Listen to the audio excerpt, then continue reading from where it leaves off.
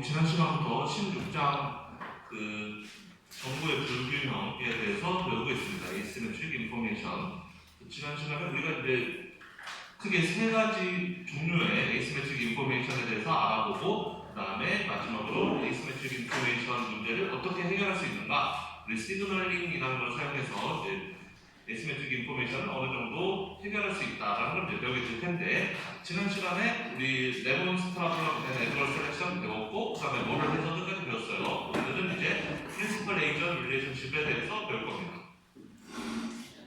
아마 우리 기말고사 보면 17장까지가 될 것 같아요. 우리가 12장 게임 티어리부터 이제 시험을 볼 것 같은데, 게임 티어리 기말고사에 조금 나왔지만 뭐 아마 12장은 다 들어갈 거예요, 기말고사 범위에. 그래서 12장, 그 다음에 15장 일반균형, 그리고 16장 정보의 불균형, 그리고 17장 이 뭐였지? 외부성인가? 엑스터널리티일 거예요, 아마 17장이. 그래서 17장까지가 아마 시험 범위가 될 것 같습니다. 자, 15장에서 우리가 파레토 이피션시라는 걸 배웠었는데, 16장과 17장은 파레토 이피션시가 달성되는 것을 방해하는 그 시장의 실패가 나타나는 그 여러 가지 원인들에 대해서 배우는 게 16, 17장이고, 16장에서는 정보의 불균형 때문에 마켓 페일러가 일어난다라는 것을 배우는 챕터입니다. 일단 지난 시간에 레몬스 프로블럼 앤 애드버스 셀렉션에 대해서 배웠는데, 이게 뭐냐면 퀄리티를 뭐 제품의 퀄리티라든지 뭐 그런 거를 관찰하기가 어려운 경우에 시장에는 레몬만 남게 된다라는 이론이 레몬스 프로블럼이었죠. 그래서 얘를 왜 애드버스 셀렉션이라고 부르느냐? 우리가 사고 싶은 거는 good types of product인데, 우리는 좋은 물건들을 사고 싶은데, 하지만 그래가지고 시장에는 좋은 물건들은 잘 남아나지 않는다. 보통은 나쁜 bad types of product들이 많이 남게 된다는 거죠. 즉 레몬이 이제 bad 타입을 의미하는 거죠. 시장에는 good 타입들은 잘 내놓지 시장에 잘 나오지가 않는다. good 타입들은 비싼 가격을 받고 싶어 하지만 판매자들은 이게 good 타입인지 알지만 일반 사는 사람들은 그게 good 타입인지 잘 모른단 말이에요. 그러니까 그 제값으로 사기가 싫은 거죠. 내가 이거가 좋은 물건이라는 걸 확신할 수 있으면 제값으로 사겠지만 확신을 못해요. 이게 좋은 제품인지 아닌지 눈으로 봐서는 잘 모르겠다는 거죠. 그러면 당연히 제값 주기 싫을 것이고, 그러면 너 제값 안 줄 거야? 그럼 파는 사람도 그럼 나도 팔기 싫어, 이렇게 되는 거죠. 그래서 굿 타입들은 시장에서 결국 소비자들의 외면을 받게 되고, 소비자들은 되게 역설적인 거죠. 소비자들은 좋은 타입을 사고 싶지만, 하지만 이게 좋은 건지 안 좋은 건지 헷갈리기 때문에 제값을 주기 싫어하고, 그러기 때문에 그럼 제값 주기 싫어한다면 판매자도 팔기 싫어지고, 그래서 판매자들이 다 떠나게 되고 결국 시장에는 나쁜 타입들만 남게 된다는 게 레몬의 문제, 그리고 역선택이라고 있습니다. 즉 안 좋은 물건들만 선택을 받는다라는 거죠. 그래서 우리가 중고차 시장에 대해서 이야기했었고, 그 다음에 보험도 비슷한 케이스가 있다고 했어요. 그래서 보험에서도 역선택이라는 게 존재한다.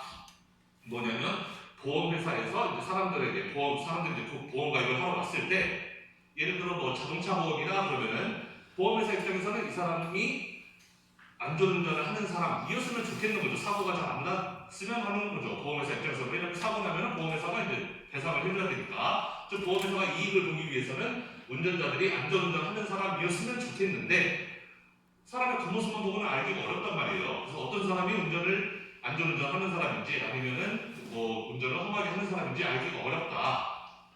그러면 대충 보험회사에서는 적당한 수준으로 보험료를 책정하게 되는데, 그렇게 적당한 수준으로, 중간 평균 수준으로 보험료를 책정하게 되면 평균보다 안전운전하는 사람, 즉 사고를 잘 안 내는 사람들은 보험 가입하기가 싫어진단 말이에요. 왜냐면 그 사람들은 보험 가입한 게 어떻게 보면 손해인 거죠. 자기는 사고도 잘 안 내는데 괜히 보험료가 아깝게 나가니까 그런 사람들은 보험을 잘 가입하지 않게 된다.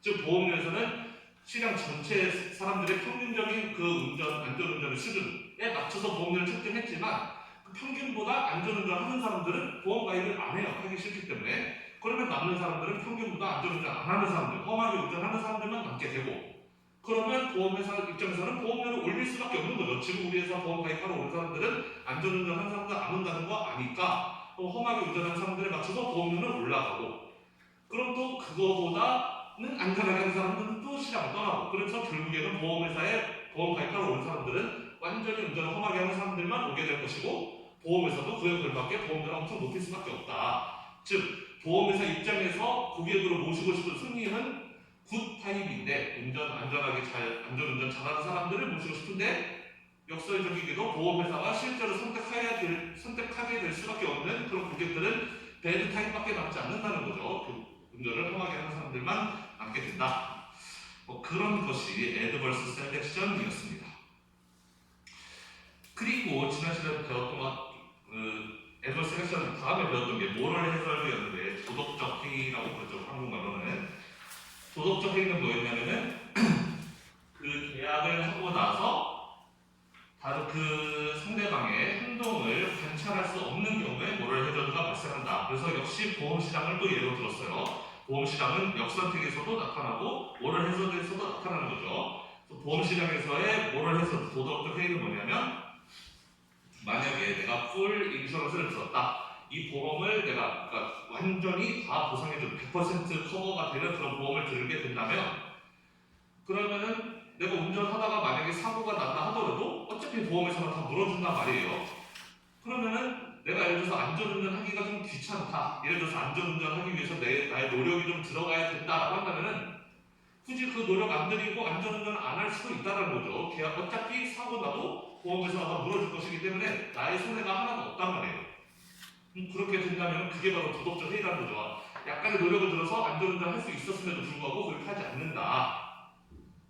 그러면 여러분들이 상식적으로 생각해도 자동차 사고가 빈번하게 많이 발생하는 어떻게 보면 필요 이상으로 그렇게 많이 발생하는 그런 시장이 파레토 이피션트한 시장은 아닐 거 아니에요. 적당한 수준으로 안전운전해서 사고가 최소한 적게 나는 마켓이 파레토 이피션트한 시장이지 사람들이 다들 운전 대충 해가지고 사고가 막 여기저기서 발생하고 이러면 당연히 그건 파레토 이피션트하지가 않아요. 그런데 모럴 해저드라는 것을 생각해 보면은 만약에 사람들이 다 모럴 해저드의 인센티브에 반응해서 어차피 사고 나도 대충 벽 긁고 다른 차 갖고 해도 어차피 보험회사 다 물어주니까 그냥 뭐 범퍼가 몰듯이 GTA 하는 것처럼 그렇게 막 아무데나 갖다 꼬라박고 이럴 수 있다는 거죠. 그렇게 되면은 결국에는 시장이 더 효율적인 방향으로 가지 못하고 비효율적인 어떻게 보면은 그 낭비가 발생하는 거죠. 쓸데없이 사고가 많이 나게 되는 거니까. 그래서 모럴 해저드와 애드버스 셀렉션은 그렇게 시장을 역행하는 그러니까 시장의 숨기는 쪽으로 가지 않고 파레토 이피션트에서 벗어나는 방향으로 그렇게 가게 하는 인센티브를 제공한다는 거였습니다. 자, 둘 다 어쨌든 정보의 불균형인 거죠. 상대방을 보기 힘들고 상대방의 퀄리티를 보기 힘들면 애드버스 셀렉션이고 상대방의 계약 이후의 행동을 보기 힘들면 그건 모럴 해저드라는 거였습니다. 자, 그러면 이번에는 이제 세 번째 거 프린시펄 에이전트 릴레이션십에 대해서 배워보겠습니다. 프린시펄 에이전트 릴레이션십은 뭐냐면 프린시펄은 쉽게 말하면 주인이에요. 주인이라고 생각하면 되고 에이전트는 그 주인을 대신해서 일하는 사람. 그러니까 그렇죠. 프린시펄은 주인, 에이전트는 일하는 사람, 고용된 사람. 그래서 프린시펄과 his hired agent가 에이전트로 고용된 사람이에요. 그 둘 사이에 정보의 불균형 때문에 발생하는 그 문제를 프린시펄 에이전트 릴레이션십, 프린시펄 에이전트 프로블럼이라고 부른다라는 겁니다. 문제는 프린시펄이 에이전트의 행동을 관찰하기 어렵기 때문에 발생한다는 게 문제예요. 그래서 여기서 말하는 원파티는 프린시펄을 의미하는 주인의 입장에서 세컨파티 에이전트죠. 고용된 사람이 일을 열심히 하는지 내가 예를 들어 식당 주인인데 내가 식당 맨날 나가서 일하기 귀찮으니까 매니저를 고용했어요. 매니저가 나 대신에 너가 식당 운영 좀 잘해 라고 했는데 내가 만약에 식당 나가서 보고 있지 않으면 매니저가 일을 잘하는지 열심히 하지 않는지 그거를 볼 수가 없는 거죠. completely observe the effort of the agent를 볼 수 없는 상황인 경우에 프린시펄 에이전트 릴레이션십이 발생한다라는 겁니다. 자, 그런데 여기서 하나 알아둬야 될 것은 인포메이션 에이시메트리만 가지고서는 이 프린시펄 에이전트 프로블럼 문제를 설정하는데 부족하다라는 거예요. 뭔 소리냐면 그러니까 인포메이션 에이시메트리는 이거죠. 지금 주인의 입장에서 고용된 사람, 매니저가 일을 열심히 하는지 안 하는지 잘 볼 수가 없다. 그게 이제 인포메이션 에이시메트리예요. 그러면 고용된 사람, 즉 매니저가 일을 열심히 하는지 안 하는지를 볼 수 없는 그 상황, 그 자체만으로 프린시펄 에이전트 프로블럼이 발생하느냐? 그렇지 않다라는 거예요. 프린시펄 에이전트 프로그램이 되기 위해서는 한 가지 더 필요한 게 있는데 그게 뭐냐면 미스 얼라이먼트가 있어야 돼요. 뭐와 관련해서 프린시펄과 에이전트의 인센티브라든지 프리퍼런스에 대해서 미스 얼라이먼트가 있어야 된다. 무슨 말이냐면 프린시펄과 에이전트가 공동의 목표를 향해 있으면 안 된다라는 거예요. 얘네 둘의 목표가 달라야 돼요. 얘네들이 원하는 게 이해관계가 서로 부딪혀야 된다라는 거죠. 둘이서 만약에 둘 다 목표가 같아요. 예를 들면 나의 주인인 나의 목표도 우리 식당이 뭐 장사가 잘 됐으면 하는 게 나의 바람이고 우리 매니저도 똑같이 우리 식당이 정말 잘 됐으면 좋겠다. 이렇게 둘 다 공동의 목표를 향해 있다면은 내가 매니저가 일을 열심히 하는지 안 하는지 볼 필요가 별로 없어요. 알아서 열심히 하겠죠. 얘 목표도 식당을 키우는 거니까. 그래서 둘의 목표가 같다면 얘가 일을 열심히 하는지 안 하는지 볼 필요가 별로 없지만 문제는 목표가 다를 때 주인의 입장에서는 우리 식당이 아주 잘 돼서 그 장사가 아주 잘 됐으면 좋겠는데 매니저 입장에서는 식당이 장사 잘 되고 안 되고가 나한테 별로 중요하지 않고 나는 적당히 월급 받으면서 안 잘리고 그냥 일 좀 편하게 워라밸 찾아가면서 그렇게 할 수 있으면 그게 제일 좋다라는 거죠. 그렇게 목표가 다른 경우에 인센티브에 있어서 미스 얼라이먼트가 있는 경우에 우리는 프린시펄 에이전트 프로그램이 발생한다라고 이야기한다는 겁니다. 예를 들면 인플로이어는 즉 고용한 사람, 사장님, 주인의 입장에서는 고용된 사람, 쉽게 말하면 식당 매니저 같은 경우에 식당의 매니저 혹은 종업원이 일을 최대한 열심히 했으면 좋겠다. 최대한 열심히 해야지 우리 가게가 장사 잘 되고 손님들한테 좋은 인상을 남기고 할 테니까 일을 최대한 열심히 했으면 좋겠지만 그런데 인플로이는 목표가 같지 않다는 거죠. 인플로이도 만약에 우리 가게 잘 돼야지 내가 열심히 해야지 이런 목표를 가지고 있다면 상관이 없겠는데 대체로는 그렇지 않다. 인플로이들은 일은 내일에서 파서 일은 최대한 좀 적게 하고 어떻게 좀 최대한 편하게 하고 대신에 잘리지 않는 수준에서 적당하게만 하면은 사실 내가 아주 막 열심히 한다고 해서 장사가 잘 되면 그 수익이 나한테 다 들어오는 것도 아니니까 인플로이 입장에서는 열심히 일하려는 인센티브가 별로 없을 수도 있다는 거죠. 이렇게 주인과 프린시펄과 에이전트 사이에 인센티브에서 차이가 발생하면 둘이 원하는 목표가 서로 다르게 되면 그런 경우에 이 인포메이션 에이시메트리 때문에 프린시펄 에이전트 프로블럼이 발생하게 된다라는 겁니다.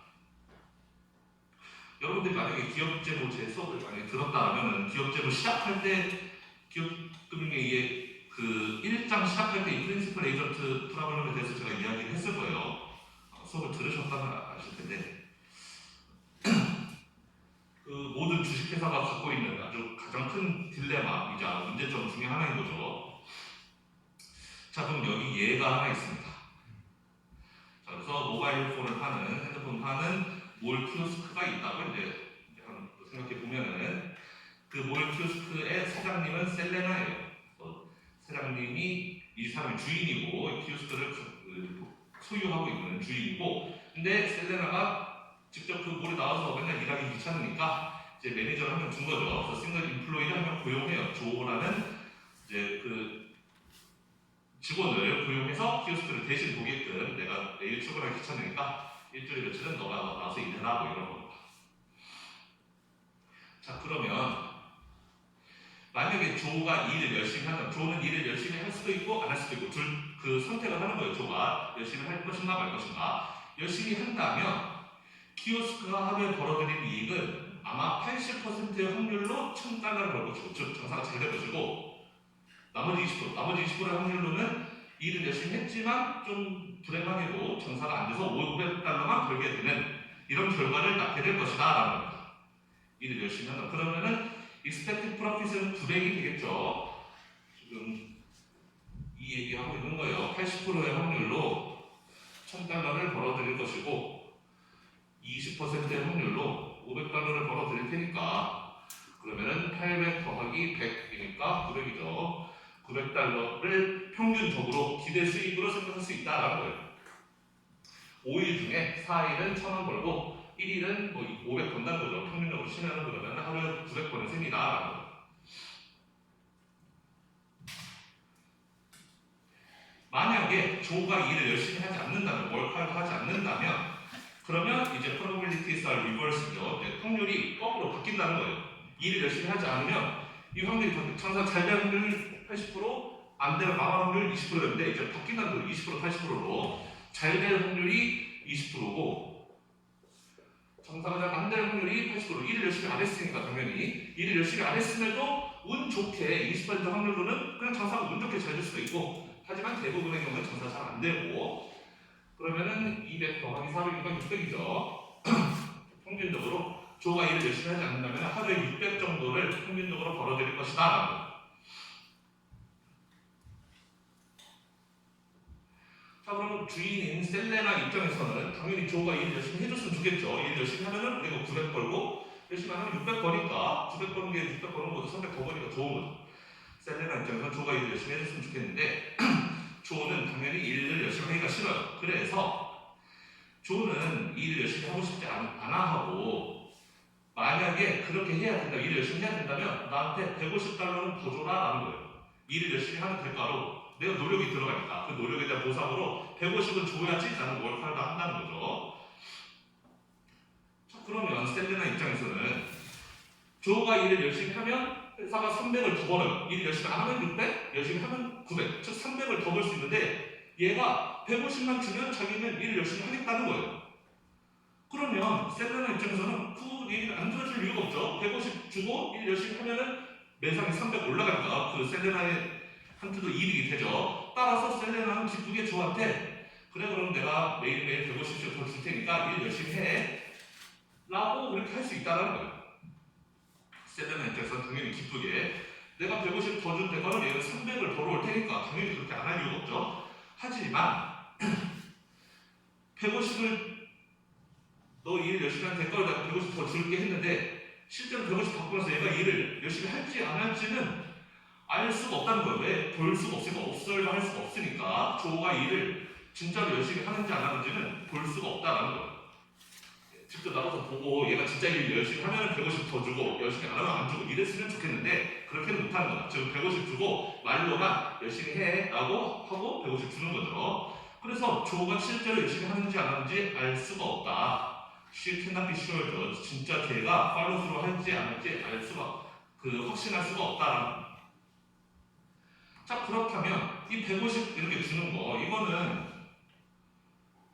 실패한 전략이라는 거죠. 어떻게 보면은 150 줬지만 얘가 일 열심히 안 해버리면은 오히려 돈 150만 날아가고 회사 이익은 600으로 그냥 여전히 남을 테니까 그러면은 이 전략은 좋은 전략이 아니다. 과연 셀레나는 어떻게 해야지 조가 일을 열심히 하게끔 인커리지 할 수 있겠는가 이제 해결해 보자는 거죠. 조가 지금 현재 프린시펄 에이전트 프로그램 때문에 이 인포메이션 에스티메이트 때문에 지금 조가 일을 열심히 안 하는 방향으로 가고 있는데 돈을 어떻게 준다 하더라도 어떻게 돈을 주면은 조가 일을 열심히 하게 만들 수 있을까 디자인을 해보자는 것이고 그래서 플랫 레이스로 돈 주는 것 대신에 그냥 150 줄 테니까 일 열심히 해 그거는 믿기 어렵다는 거죠. 얘가 진짜 일 열심히 하는지 안 할지 알 수가 없으니까 따라서 그렇게 돈을 주지 않고 플랫 레이스로 주지 않고 회사 하루에 번 돈 데일리 프로핏에 따라서 그 성과급을 예를 들면 주는 방식으로 그렇게 이제 택했다라는 거예요.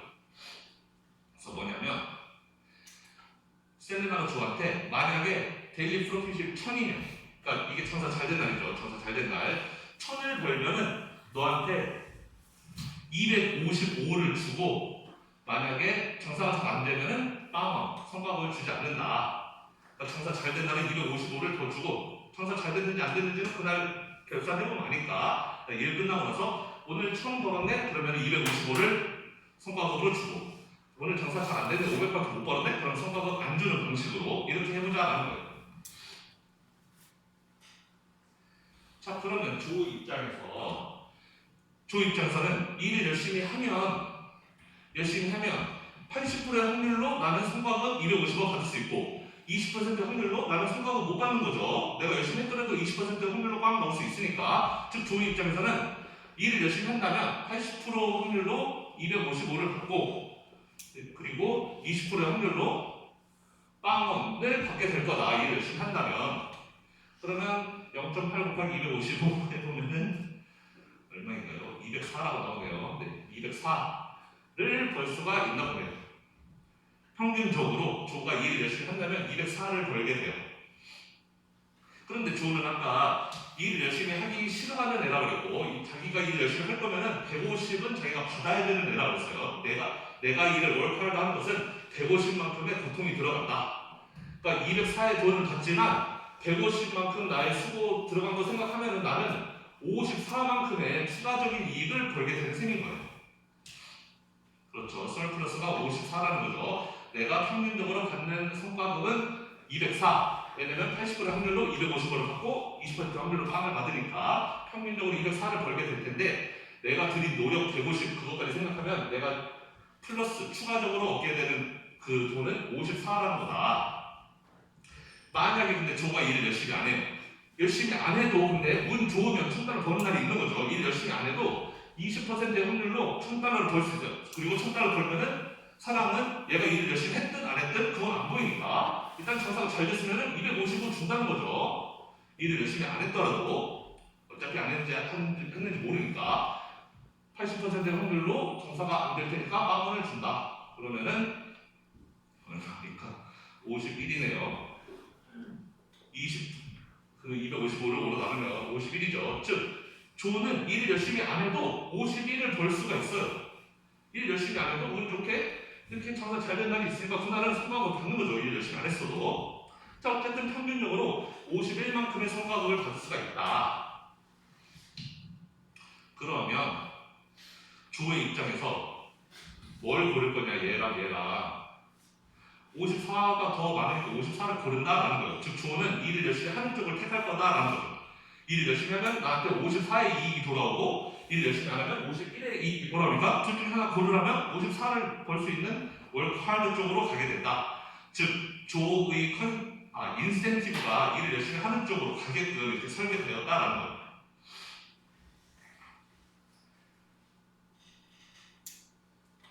자, 그러면 이번에는 셀레나 입장에서는 그러면 255 주는 게 안 아깝냐? 근데 셀레나 입장에서는 되게 간단해요. 255를 주고 그리고 만약에 조가 일을 열심히 하면 조는 열심히 한다고 했죠. 54가 51보다 크니까 조는 일을 열심히 할 거예요. 월커를 할 거고. 그러면 셀레나 입장에서 조한테 주는 성과급은 하루에 204가 될 거예요. 이거 이렇게 하니까 이게 조한테 들어가는 하루 평균 임금이겠죠. 그 성과급. 장사 잘 된다면 255 주고 안 된다면 빵을 줄 테니까 평균적으로 204를 주게 될 거다. 그런데 셀레나 입장에서 204라는 돈은 아깝지가 않아요. 왜? 조가 일을 열심히 하면은 일을 열심히 안 하면 그날 수익이 600인데 일을 열심히 하면 그날 수익이 평균 900이니까 300을 얘가 일을 더 열심히 하면은 300을 더 벌어다 주거든요. 따라서 204의 성과급 주는 게 아깝지가 않은 거죠. 여전히 나는 300을 추가로 벌면 96만큼 나한테 남는 장사니까 셀레나도 안 할 이유가 없다라는 겁니다. 즉 이렇게 얘가 일을 열심히 하는지 안 하는지는 알 수가 없지만 일을 열심히 했는지 안 했는지에 따라서 결과가 이렇게 다르게 나올 수 있다면 그 결과를 보고 그 결과에 맞춰서 임금을 얼마를 주느냐를 잘 설계하면 디자인을 이렇게 잘 설계를 하면은 결국 조가 일을 열심히 하는 방향으로 이렇게 갈 수가 있다라는 거예요. 그러니까 이렇게 인포메이션 에이시메트리를 해결해서 파레토 이피션시에 좀 더 가깝게 간 거죠. 둘 다 좋은 방향으로 갔다는 거예요. 조도 기꺼이 일을 열심히 하고 셀레나도 얘가 일을 열심히 해준 덕분에 장사가 더 잘 되고 그래서 둘 다 더 좋은 방향으로 이렇게 갈 수 있었다.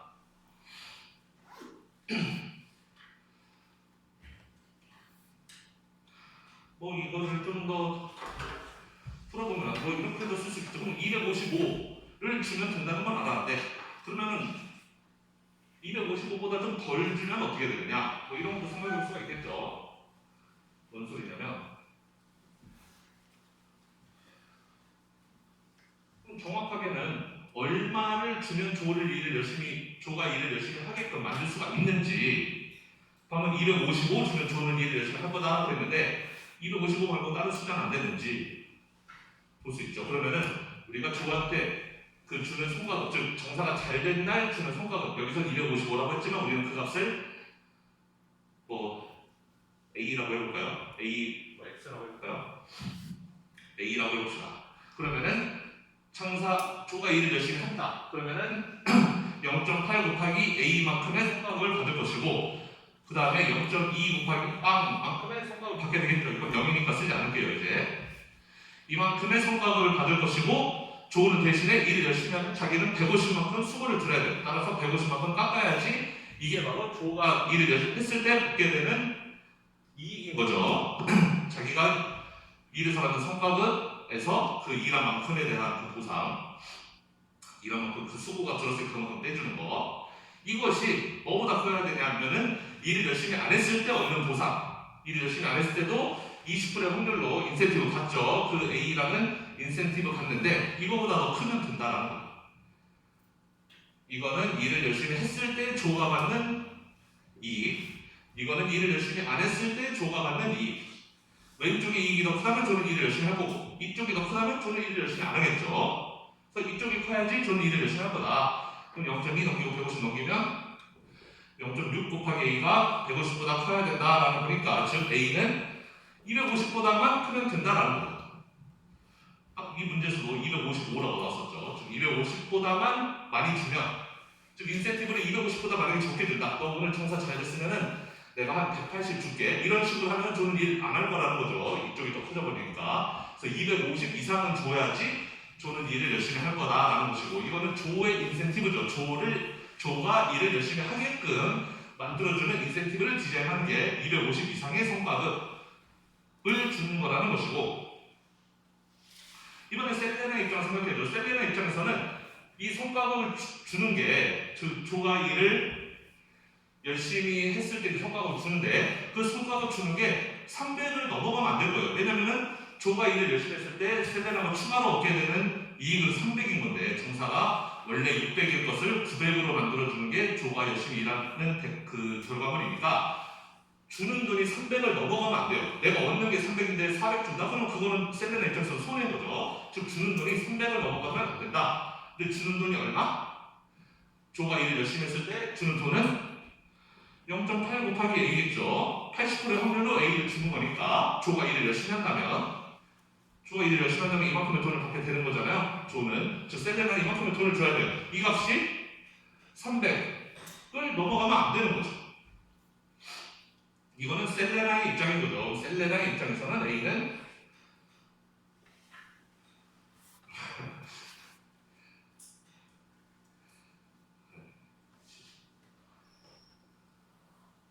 (375) 375보다는 작아야 된다라는 거죠. 즉 A가 375보다 많게 되면 이거는 셀레나 입장에서 오히려 손해라는 거예요. 돈을 너무 많이 줘버리기 때문에 얘가 일 열심히 해도 얘한테 들어간 돈이 더 크다는 거죠. 그 장사 매상 올라가는 것보다. 셀레나 입장에서는 A는 375보다 작게 줘야 되고, 그 다음에 조의 입장에서는 A는 250보다는 많이 받아야 되고, 즉 이 둘 사이의 숫자라면은 어쨌든 셀레나도 조도 둘 다, 조도 기꺼이 일을 열심히 하고 셀레나도 기꺼이 그 성과급을 줄 수 있는 그런 파레토 이피션시가 달성된 방향으로 그렇게 갈 수 있다라는 겁니다. 어렵나요? 지금 어려우면 집에서 잘 생각해 보시면 이해가 될 겁니다.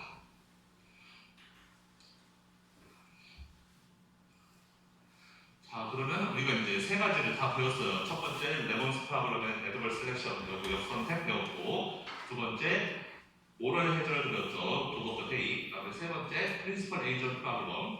얘가 일을 열심히 하는지 안 하는지를 알 수가 없기 때문에 발생하는 그 문제 세 가지 배웠는데, 자, 다음 케이스는 뭐에 해당하는 것인가 물어보고 있습니다. 수준이 스크린 TV를, 비싼 스크린 TV를 하나 샀는데 엄청 비싼 거예요. 그래서 살 때 익스텐디드 워런티를 같이 샀다는 거죠. 그래서 뭔가 그 보증 같은 게 있어가지고 그 워런티를 사면, 아이폰도 그런 워런티 같은 거 있나요? 자, 아이폰 한 번도 사본 적이 없는데 옛날에 있었던 것 같은데 요즘도 있나 모르겠네. 아이폰 뭐 2년 보증, 그러면 2년 안에 박살나면은 가면 뭐 새 걸로 바꿔준다든지, 옛날에 그런 거 있었던 것 같은데 요즘 잘 모르겠네. 하여튼 이 워런티는 만약에 이 TV가 그냥 어떤 이유에서든지 이유 불문하고 TV가 고장나면 무조건 새 걸로 바꿔주는 그런 워런티를 같이 산 거예요. 집에서 TV를 보고 있는데 갑자기 기상 경보가 떠가지고 지금 일렉트리컬 스톰이 온다, 무슨 막 천둥 번개 치고 이런다는 거죠. 그래서 그 천둥 번개가 이제 가까이에 왔는데 수준이 알고 있어요.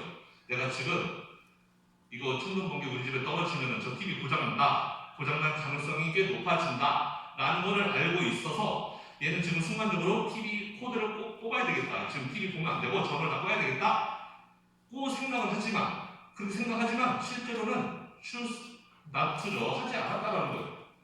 코드 뽑으면 TV 박살날 일이 없는데 에이 몰라 박살나면 어때? 하고 그냥 TV 코드 뽑지 않았다는 거죠.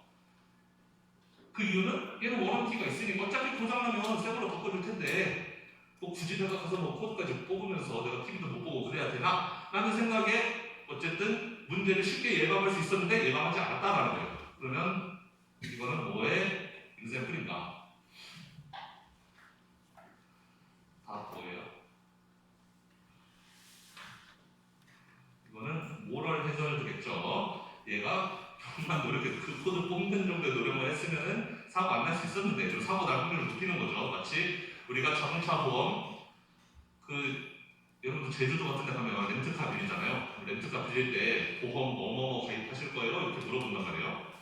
보험 완전히 풀고 100%다 보상되는 그런 보험 든 사람들은 운전을 조금 험악하게 할 수도 있다는 거죠. 어차피 좀 여기저기 긁고 해도 다 100% 보상되니까 그런 걸 모럴 해저드라고 하는데 이것도 같은 케이스다라고 생각할 수가 있겠습니다. 그래서 일반적으로 렌트카 같은 경우가 사고 확률이 더 높아요. 보통 일반 개인 차들보다는. 보통 개인 차들은 그렇게 험하게 운전하는 사람들이 많지 않죠. 되도록이면 사고가 안 나게끔 운전을 많이 해요. 왜냐하면 보험이 모든 보험이 그렇지만 내가 사고 냈을 때 100%다 물어주지 않습니다. 파샬 부분적으로만 물어주죠. 저도 지난주에 제가 차 사고가 나가지고 수리비가 거의 한 500만원 그 정도 나왔는데 어쨌든 그거를 다 보험회사가 물어주는 게 아니라 제가 일부를 납부를 해야 돼요. 그렇기 때문에 그 일부 돈 내는 게 아깝기 때문에 보통은 안전운전 한다는 거죠. 하지만 100%다 물어준다? 그러면은 모럴 해저드가 발생할 가능성이 높다. 우리 앞에 이 그래프에서도 봤었는데 보험을 여기 full insurance FI로 주게 되면 full 완전히 다 100%다 보상해주는 형태로 보험을 그 커버리지를 그렇게 높여주면 결국 사람들은 사고를 줄이려는 노력을 아예 안 한다. 0에서 만나게 된다라는 거예요. 사고 나도 어차피 100%다 물어주니까. 하지만 만약에 파샤일 인슈런스 그래서 사고 나면은 만약에 피해액이 100만 원이다. 50만 원은 네가 물고 50만 원만 보험회사가 내줄게. 이런 식이라면 그러면 사고를 방지하기 위한 노력을 약간 감소되긴 하지만 그래도 어느 정도는 하게 된다라는 거예요. 그렇기 때문에 우리나라 자동차 보험에서 100%다 물어주는 자동차 보험은 없어요 실제로. 근데 보면 렌트카는 그런 거 있단 말이에요. 렌트카 회사들이 100%다 물어주는 보험 이런 게 있어가지고 그런 경우에 똑같은 사람이 운전을 하는데도 불구하고 사고 날 확률이 좀 더 높아진다. 모럴 해저드 때문에 그렇다라는 겁니다.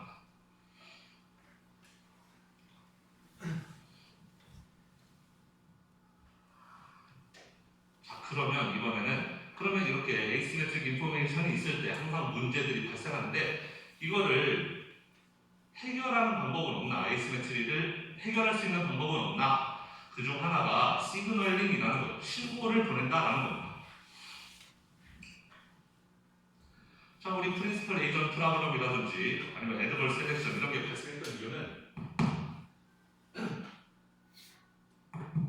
굿 에이전트인지 아니면 굿 프로덕트인지 이런 거를 아이덴티파이를 할 수가 없기 때문에 제가 일 열심히 하는 종업원이에요. 혹은 제가 좀 팔고 있는 물건이 좋은 물건이에요. 그렇게 말로만 한다고 해서 그게 증명되는 게 잘 아니잖아요. 그렇기 때문에 그 완전한 밸류를 다 받아내 요구하지 못한다라는 겁니다.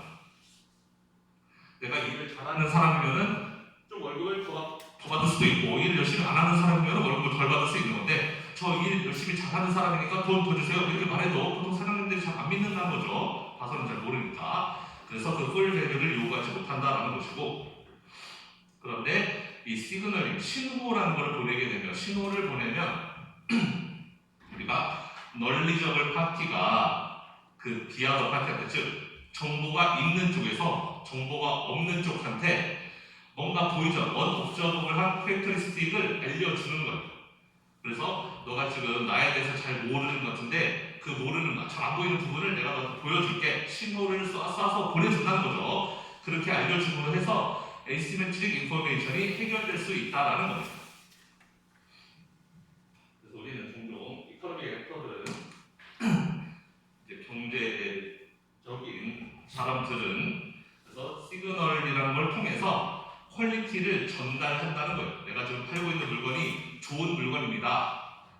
라는 거를 이제 신호를 보내야 되는데 그 신호는 일반적으로 코스틀리 액션, 돈과 노력이 들어가는 경우가 많아요. 신호가 그냥 말로만 지금 제가 팔고 있는 물건이 되게 좋은 물건이거든요. 이게 말로만 해서는 사람들이 잘 안 믿는다는 거죠. 뭔가 내가 좀 노력을 들이고 돈을 들이고 해서 뭔가를 보여줘야 돼. 신호로서 뭔가를 보여줘야지 상대방이 믿을 수가 있다.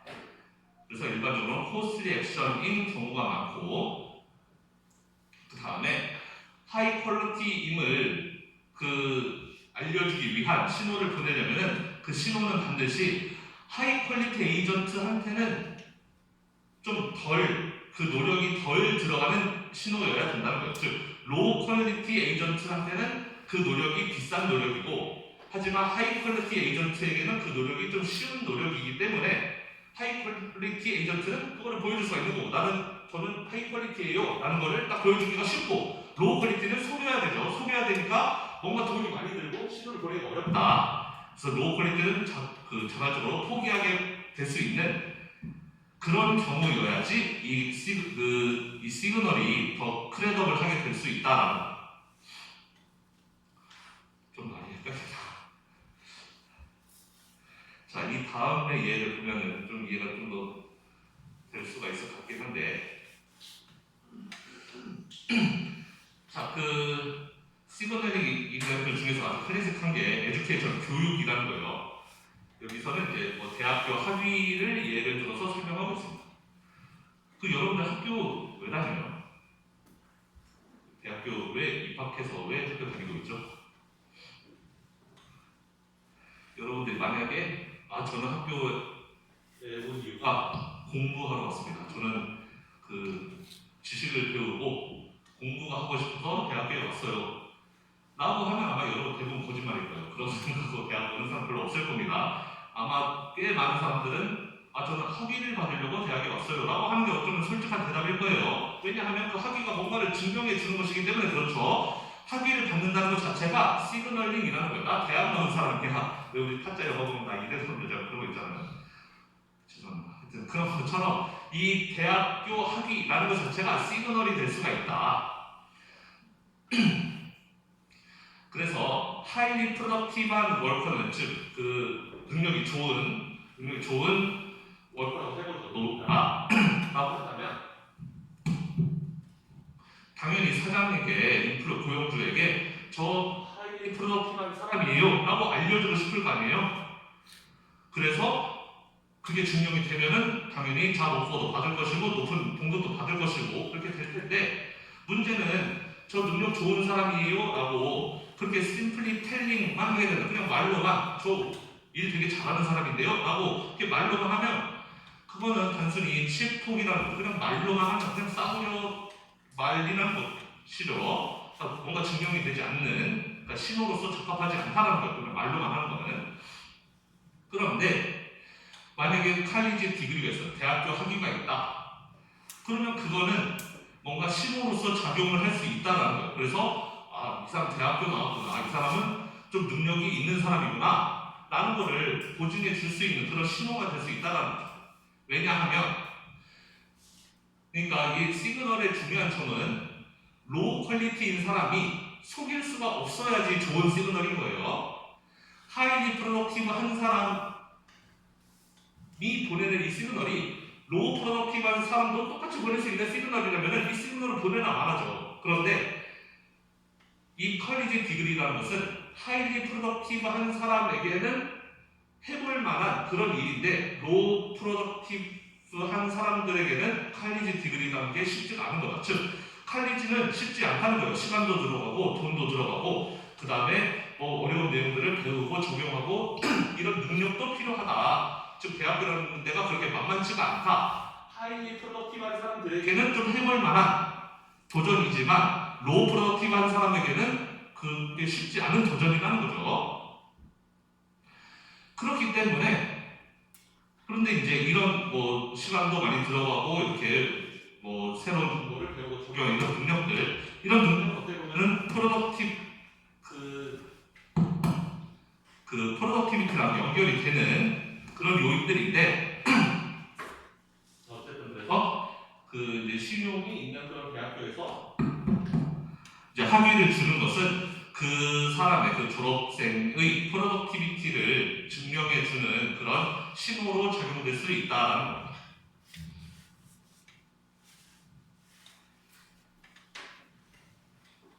자, 그러면은 이제 역시 또 간단한 산수를 가지고 왜 그렇게 신호로 작용할 수 있는지를 한번 볼게요. 자, 그러면은 만약에 두 타입의 워커가 있어요. 한 명은 하이 프로덕티비티를 갖고 있고 한 명은 로우 프로덕티비티를 가지고 있어요. 자, 대학을 다니게 되면 물론 등록금이야 똑같이 내겠지만 하이 프로덕티비티는 약 25,000 정도의 비용이 들어간다고 칩시다. 1년에. 그 25,000이라는 비용에는 등록금도 있지만 여러분이 고생하는 것도 있어요. 학교 가면 고생하죠. 하기 싫으면 공부도 해야 되니까 출석도 해야 되고 그런 여러 가지 노력 그 다음에 뭐 그 등록금 이런 거 다 합쳐서 25,000 정도가 들어간다. 그래서 H타입인 사람은 1년에 25,000의 비용이 들어간다. 근데 L타입 그 공부를 잘 못하는 사람 아니면은 그 아침 일찍 일어나기 굉장히 싫어하고 그런 프로덕티비티가 낮은 사람은 학교 가는 게 고생이에요. 그래서 1년에 5만 달러 정도의 비용이 들어간다.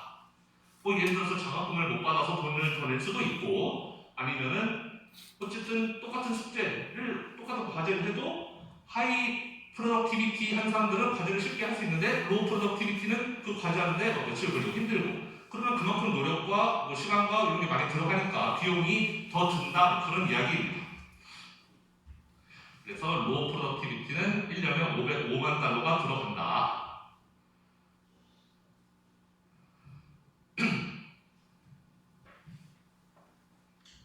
자, 그런데 그 뭐 교육 수준과 상관없이 이 사람이 대학을 나왔나 안 나왔나 상관없이 하이 프로덕티비티 워커 즉 H타입인 사람이 일을 하게 되면 그 사람이 만들어내는 밸류가 25만 달러어치가 되고 오버롤 라이프타임이네요.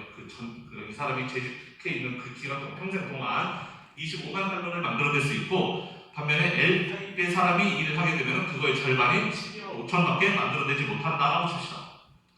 지금 여기서 중요한 것은 교육의 유무가 중요한 게 아니라는 거예요. 이 사람들이 대학 나왔나 안 나왔나?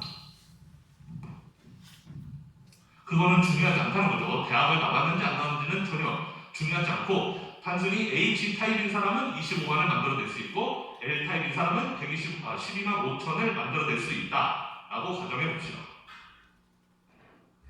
자, 그러면 당연히 사장님 입장에서는 주인 입장에서는 하이 프로덕티비티 워커가 들어오면 H타입의 사람이 들어오면 12만 5천만큼의 임금을 더 줄 용의가 있다라는 거예요. L타입에 비해서. L타입보다 H타입이 12만 5천을 더 만들어낼 수 있으니까 그 사람한테 당연히 12만 5천까지는 월급을 더 줄 수 있다는 거죠. 돈을 그만큼 더 줄 수 있다. 하지만 믿을 수가 있어야 되겠죠. 인플로이어가 이 사람이 진짜 H타입인지 L타입인지 확신할 수 있어야지 그 12만 5천을 더 주는 거지. 확실하게 어려우면 이 돈 주기 어렵죠. 자, 그래서 이 사람이 H타입인지 L타입인지는 알 수 없지만 대신에 시그널을 보고 돈을 주는 거예요. 그래서 학위가 있는 사람, 즉 4년제 대학을 나와서 학위가 있는 사람은 하이 프로덕티비티에 대한 시그널이다라고 간주를 해서 이 사람은 능력이 좋은 사람이니까 대학을 나왔겠지 라는 그런 논리로 대학을 나왔는지 안 나왔는지는 우리가 졸업 증명서만 보면 알 수 있죠. 이 사람이 H타입인지 L타입인지는 사람이 아무리 뜯어봐도 알기가 어렵지만 대학을 나왔는지 안 나왔는지는 쉽게 알 수가 있어요. 그래서 대학 나온 사람이면 12만 5천을 더 줘버리는 겁니다. 그럼 과연 이렇게 하는 것이 이펙티브한 스트래티지인가? 즉 이렇게 12만 5천을 원래대로라면 일 잘하는 사람, 즉 능력 좋은 사람한테 더 줘야 되는데 그건 알 수가 없으니 그럼 그냥 대학 나온 사람한테 12만 5천을 더 주는 게 이게 잘한 일인가? 라는 거예요.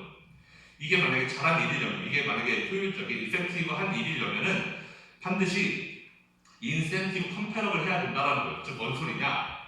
하이 프로덕티비티 워커는 대학을 내가 나와서 퀄리티 디그리를 사용하는 것이 신호로, 그러니까 대학 졸업장을 내가 신호로 사용하는 것이 어드밴티저스 해야 된다라는 거예요. 나한테 이득이 될 때만 걔는 대학을 나올 테니까. 그리고 또한 로우 프로덕티비티 L타입의 워커는 대학 나오는 게 나한테는 가치가 없다 라고 느껴져야 된다는 거예요. 즉 그 시그널을 보낼 때 H타입, L타입 둘 다 똑같은 시그널을 보낼 수 있다면 그 시그널이 아무 의미가 없어요. H타입만 그 시그널을 보내고 L타입은 그 시그널을 못 보내는 상태여야지 이게 의미를 갖는다는 거죠. 시그널 자체가. 시그널로 L타입과 H타입을 구분할 수 있어야 되니까. 그래서 인센티브 컴페어를 해야 된다. H타입은 대학교를 가는 게 나한테 좋은 인센티브고 L타입은 대학을 안 가는 게 나한테 좋은 인센티브여야지 그 대학교 학위라는 게 의미가 있어진다라는 거예요. 자, 그러면 예를 들어서 대학교 학위가 있는 사람한테 12만 5천이라는 돈을 더 줘요. 예를 들어 사장님이. 왜냐면 H타입이면은 12만 5천만큼 돈을 더 벌어올 테니까 그 보상으로 12만 5천만큼의 돈을 더 준다. 그러면 H타입의 입장에서는 자기가 대학교 4년 다니는 동안 1년에 2만 5천만큼의 노력과 시간과 비용 이런 것들이 다 들어가는데 그럼 내가 대학교를 4년에 마치면은 10만이 들어가는 거잖아요. 2만 5천에 4를 곱하니까. 따라서 10만만큼의 비용이 들어가요. 대학교 때문에 4년 동안 내가 거기서 시간과 노력을 버렸으니까 10만의 노력이 들어가지만 대신에 회사에서 12만 5천을 더 준다? 그러면 2만 5천만큼 나한테 남는 정사니까 H타입의 입장에서는 대학교 4년을 안 할 이유가 없는 거예요.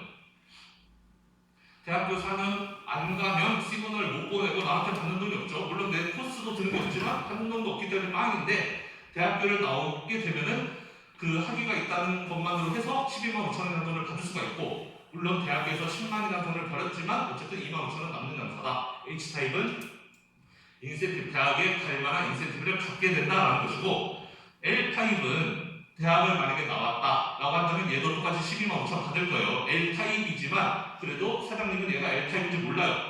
근데 얘가 만약에 대학을 나왔다 그러면 일단 12만 5천 주는 거죠. L타입이어도 어쩔 수 없이 알 수가 없으니까 12만 5천을 주지만 이 L타입은 대학교 1년 동안 1년에 5만 달러만큼의 비용이 발생해요. 얘는 장학금도 못 받고 똑같은 과제해도 훨씬 더 시간도 많이 걸리고 하기 때문에 비용이 많이 들어간다는 거죠. 1년에 5만 달러만큼 비용이 들어가니까 4년을 했다 그러면 20만 달러만큼의 비용이 들어가는 거예요. 그러면 내가 12만 5천 이거 더 벌려고 20만의 비용을 들어서 대학을 나온다? 그럼 나한테는 마이너스죠. 마이너스 7만 5천만큼의 혜택이 돌아오는 셈이니까 L타입은 대학에 안 가는 게 좋은 거예요. 대학 안 가고 이 12만 5천 안 받는 거죠. 안 주고 비용도 없고 혜택도 없고 그냥 빵하는 상태가 낫지 내가 이거 돈 벌려고 더 많은 비용을 치러서 마이너스 나오는 것은 얘네가 원하는 게 아니다라는 거예요.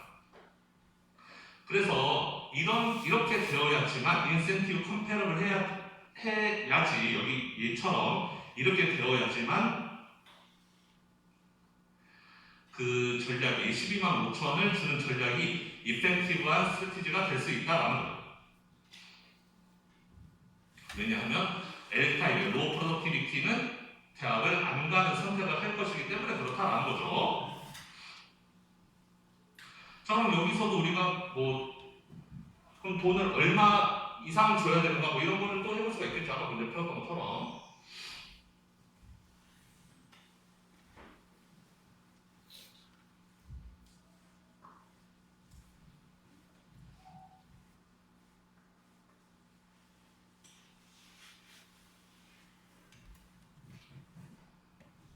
그러면 H타입 입장에서는 자기가 무조건 대학교를 가고 싶어 해야 돼요. 그럼 베네핏을 얼마를 줘야 되느냐? 베네핏 값을 A라고 칩시다. 그러면은 A 빼기 만약에 대학을 4년 동안 다녔다. 그러면은 10만만큼의 비용이 들어가니까 이 값이 무조건 0보다 커야지 얘는 대학을 가고 싶은 마음이 드는 거죠. 근데 반대로 로우 프로덕티비티 입장에서는 내가 받는 돈 A에서 내가 들인 노력 20만을 빼는 게 0보다 작아야지만 나는 대학을 안 갈 거란 말이에요. 그렇죠? 그리고 이거는 그러니까 이 위의 조건은 H타입이 대학을 자발적으로 가게 만드는 조건. 밑에 거는 L타입이 대학을 자발적으로 안 가게 만드는 조건. 그 다음에 세 번째 조건은 사장님 입장에서 사장님 입장에서는 얼마까지 돈을 줄 수 있느냐? H타입이 L타입보다 12만 5천만큼 돈을 벌어오는 거니까 사장님 입장에서는 12만 5천 이상은 돈을 줄 수가 없는 거죠. 일단 등원을 할지 될까요? 12만 5천 이상은 돈을 줄 수가 없다. 얘가 추가로 벌어오는 게 12만 5천까지니까 이 이상 돈 주게 되면은 사실 돈 줄 의미가 없는 그 주는 의미가 없고 이 사람이 벌어오는 것보다 주는 돈이 더 많으니까 이거보다 적게 주고 싶은 거죠. 따라서 A는 10만보다는 커야 되고 20만보다는 작아야 되고 그 다음에 12만 5천보다 작아야 되니까 결국 A는 10만보다는 크고 12만 5천보다 작은 금액이면 그러면 이 전략은 이 스트래티지는 이펙티브 할 수 있다라는 거예요. 인센티브 컴패러를 한번 두 개 조건 맞춰주고 그 다음에 사장님 입장에서도 손해가 아니어야 되고 그러면 이 조건만 맞으면 즉 10만에서 12만 5천 사이에 아무 금액을 베네핏으로 제공할 수 있다면 그러면 L타입과 H타입 보이지 않아도 그냥 그 항의만 보고도 관련해서 뽑을 수 있다는 거죠.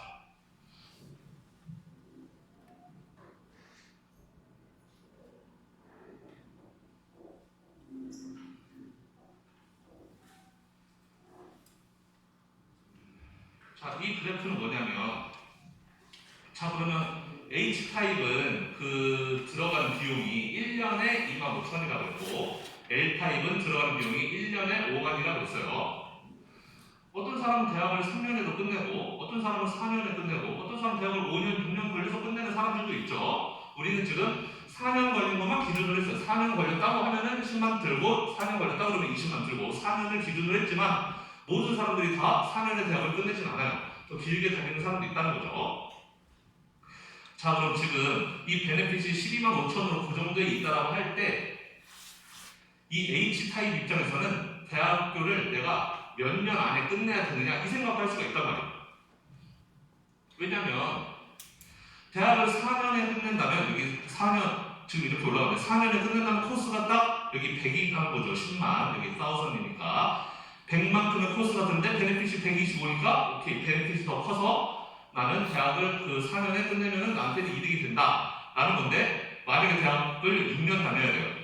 6년 다닌다 그러면은 여기 6을 적용해 보면은 아마 여기가 150이 되겠죠. 22만 5천에다가 6을 곱하면 15만이 되니까 즉 코스가 6년 다녀서 코스가 15만이 발생하게 된다면 내가 받는 베네핏 12만 5천보다 코스가 더 커서 H타입도 대학을 안 가는 선택을 할 거라는 거예요. 즉 H타입은 대학을 4년 만에 끝내려는 인센티브도 가지고 있다는 거죠. 대학을 길게 다녀버리면 대학을 다니는 의미가 없어요. 비용이 그만큼 더 들어가는 것이기 때문에 이거 학위 받아봤자 어차피 그 학위로 받을 수 있는 베네핏이 오히려 더 적다라는 거죠. 그래서 여러분도 빨리 끝내야 좋은 거죠. 이게 6년, 7년 걸리면 비용만 더 많이 들어가서 그 학위로 얻을 수 있는 베네핏보다 코스가 더 커질 수가 있다라는 이야기를 하는 겁니다. 자, 어쨌든 인센티브가 그 작동하기 위해서는 이 베네핏이라는 게 CL과 CH 중간에 있어야 된다는 거죠. CL이 그 빨간색보다 위에 있어야 되고 CH는 빨간색보다 아래에 있어야 되고 그래서 딱 이 4년인 경우에 베네핏을 이만큼 주게 되면은 녹색 선은 그 아래에 노란색 선은 그 위에 있기 때문에 L타입은 대학 가는 선택을 안 할 것이고 H타입은 대학 가는 선택을 하게 될 거다.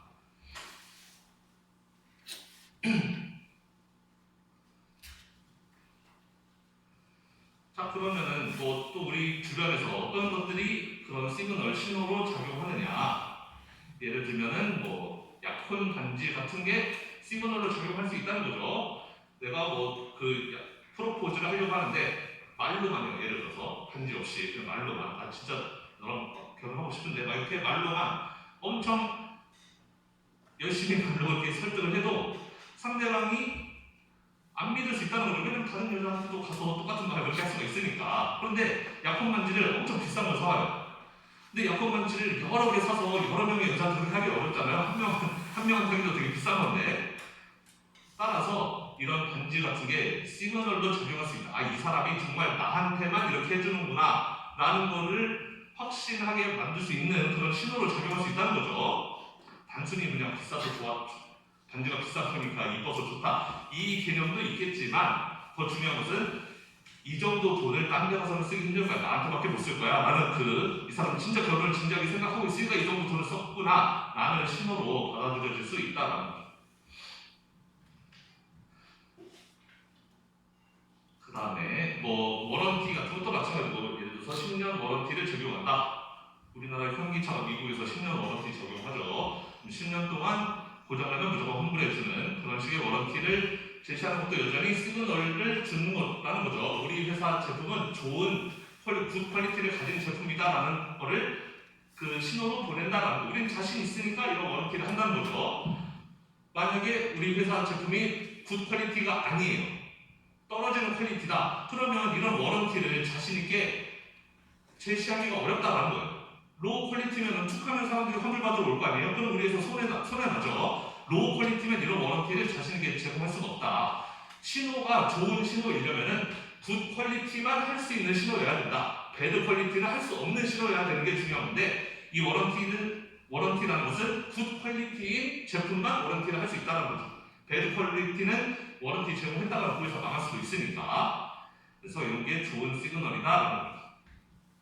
여러분들이 직장에 일하러 갈 때 옷을 프로페셔널하게 입는 거 이런 것도 일종의 시그널이라는 거죠. 나는 회사에 대충 그냥 놀러 온 게 아니라 정말 일을 열심히 하러 온 거다라는 거를 신호로 보내는 그런 걸로 작용할 수도 있다라는 거예요.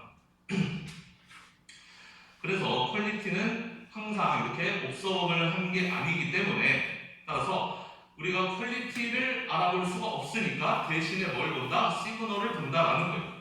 이 사람이 H타입인지 L타입인지는 볼 수 없지만 이 사람이 보낸 시그널, 대학교 학위 같은 거를 보고 그 의사결정을 한다는 거죠. 따라서 시그널이라는 게 마켓 메커니즘으로 작용할 수 있다. 이런 인포메이션 에이시메트리로 발생되는 이런 문제들을 극복할 수 있는, 문제들을 해결할 수 있는 마켓 메커니즘으로 작용할 수 있다라는 겁니다.